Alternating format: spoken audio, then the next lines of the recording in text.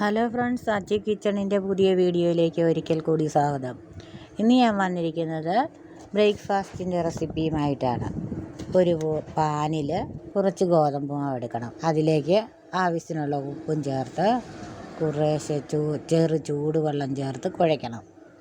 നമ്മൾ അതിൻ്റെ കൂടെ ശകല എണ്ണയും കൂടെ ചേർക്കണേ. എന്നിട്ട് കുഴച്ച് മാറ്റി വയ്ക്കണം.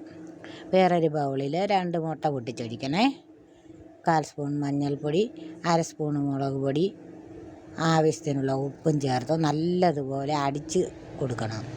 ഇതിലേക്ക് ഒരു സബോള കൊത്തിയരിഞ്ഞത്, 2-3 പച്ചമുളക്, മല്ലിയില വേണ്ടവർക്ക് മല്ലിയില, കറിവേപ്പില ഉള്ളവർ കറിവേപ്പില ചെറുതാക്കി അരിഞ്ഞത്, 1/4 സ്പൂൺ പെരുംജീരകപ്പൊടി, 1/2 സ്പൂൺ ഗരം മസാലപ്പൊടി, കുറച്ച് കുരുമുളക് പൊടി ചേർത്ത് ഇളക്കി വയ്ക്കണം.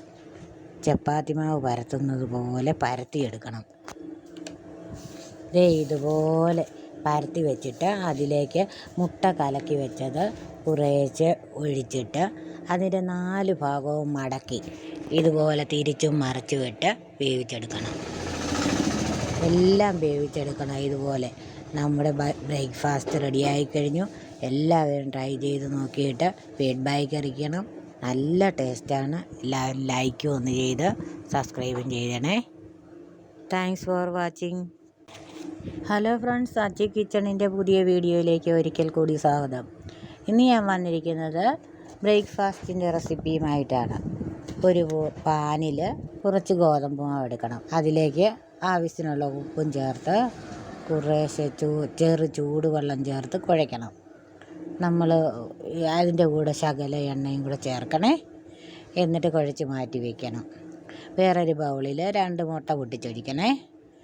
1/4 സ്പൂൺ മഞ്ഞൾപ്പൊടി, 1/2 സ്പൂൺ മുളക് പൊടി, ആവശ്യത്തിനുള്ള ഉപ്പും ചേർത്ത് നല്ലതുപോലെ അടിച്ച് കൊടുക്കണം. ഇതിലേക്ക് ഒരു സബോള കൊത്തിയരിഞ്ഞത്, 2-3 പച്ചമുളക്, മല്ലിയില വേണ്ടവർക്ക് മല്ലിയില, കറിവേപ്പില ഉള്ളവർ കറിവേപ്പില ചെറുതാക്കി അരിഞ്ഞത്, 1/4 സ്പൂൺ പെരുംജീരകപ്പൊടി, 1/2 സ്പൂൺ ഗരം മസാലപ്പൊടി, കുറച്ച് കുരുമുളക് പൊടി ചേർത്ത് ഇളക്കി വയ്ക്കണം. ചപ്പാത്തി മാവ് പരത്തുന്നത് പോലെ പരത്തിയെടുക്കണം. ഇതുപോലെ പരത്തി വെച്ചിട്ട് അതിലേക്ക് മുട്ട കലക്കി വെച്ചത് കുറേശ്ശെ ഒഴിച്ചിട്ട് അതിൻ്റെ 4 ഭാഗവും മടക്കി ഇതുപോലെ തിരിച്ചും മറിച്ചും ഇട്ട് വേവിച്ചെടുക്കണം. എല്ലാം വേവിച്ചെടുക്കണം. ഇതുപോലെ നമ്മുടെ ബ്രേക്ക്ഫാസ്റ്റ് റെഡിയായി കഴിഞ്ഞു. എല്ലാവരും ട്രൈ ചെയ്ത് നോക്കിയിട്ട് ഫീഡ്ബാക്ക് അറിയിക്കണം.